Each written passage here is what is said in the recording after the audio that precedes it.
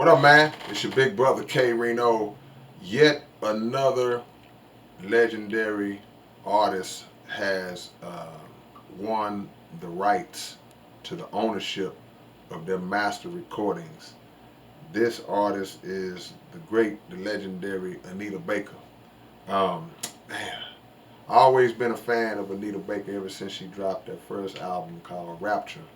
And if y'all are fans of R&B, smooth R&B, um, Anita Baker has one of the most original and unique sounds that any singer has ever released. She sounds like nobody. You can't pick out any artist in history that Anita Baker sounds like, and nobody is able to duplicate her sound.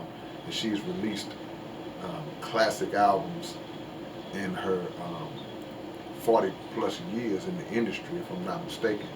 But she like many other artists, um, unknowingly had been struggling to get the rights to their masters because again, when you first get with a record label, man, a lot of times when artists sign with these major labels, you're so happy to get a deal, and you don't understand the details of the contract, the terminology, and you don't understand how much they're really taking from you as an artist. So the long-term effects of a deal that you sign in a moment 10, 20, 30, 40, 50, 60 years ago has such uh, detrimental, devastating financial effects on these artists because they just don't know. And these record labels are well aware. They are fully aware of what they are taking from the artist, and they get you to sign it anyway. Now, Anita Baker was no different, but there is a law called the copyright reversion law, which allows an artist, after 35 years, it's a long time, to regain ownership over their recordings.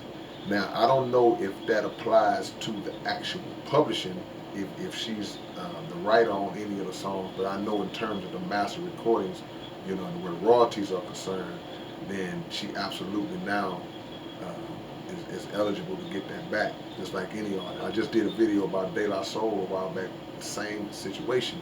And these labels, they own not just the recordings, they own the rights to your name, and they own the rights to your likeness. So Anita Baker, just like De La Soul, just like many before, was urging her fans, don't download, don't stream, don't get any of my music, because the digital game has provided or served as a new lifeline for old music.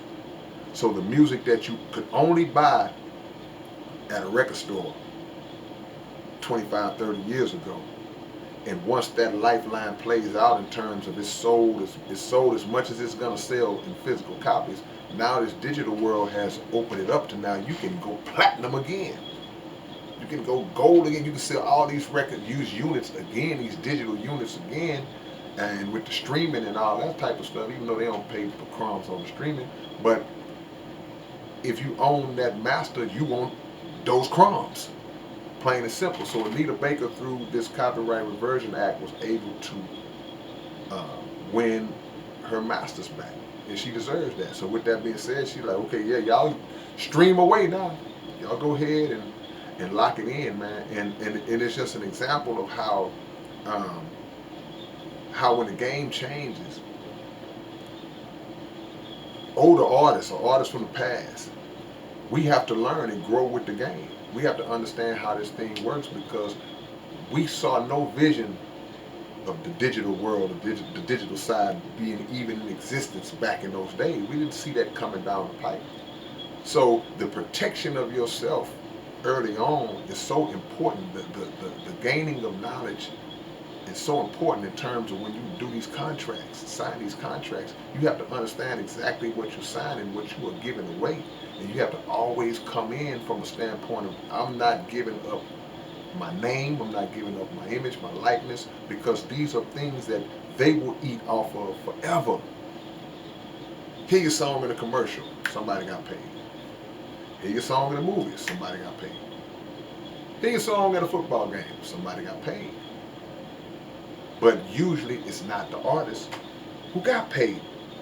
So we're still learning, man. We're still learning, and I'm happy that Anita Baker pulled that off because she deserves it. She's iconic, and so much money is left on the table. Well, it's not left on the table because those labels are getting it, but so much money was taken from her pocket. I can only imagine in those 35 years. And the crazy part about it, these labels will actually still fight to maintain that. And I'm like, man, they will actually fight to keep your work, to keep your art, to keep your talent. I always got to give a salute to Prince, man, because Anita Baker credited Prince with giving her the game back in the days on ownership. And I still believe they did something to Prince because he was influencing a lot of artists to wake up and not be a slave to these record labels and to understand that it's just not about, it's a painful thing, again, to be known all over the world and have all this fame and knowing you sold all these units, but you don't have the money to match that. So much love to Miss Anita Baker, man. Salute to her. Think I'll go get some of her music now. And any artist that's watching this, man, be mindful of what you do on the front end because it directly affects what happens to you on the back end. That's my slogan. I say that all the time. And don't be so happy to sign that you lose your behind. All right, man, it's your big brother, K-Rino. I'll catch y'all later, man. Peace.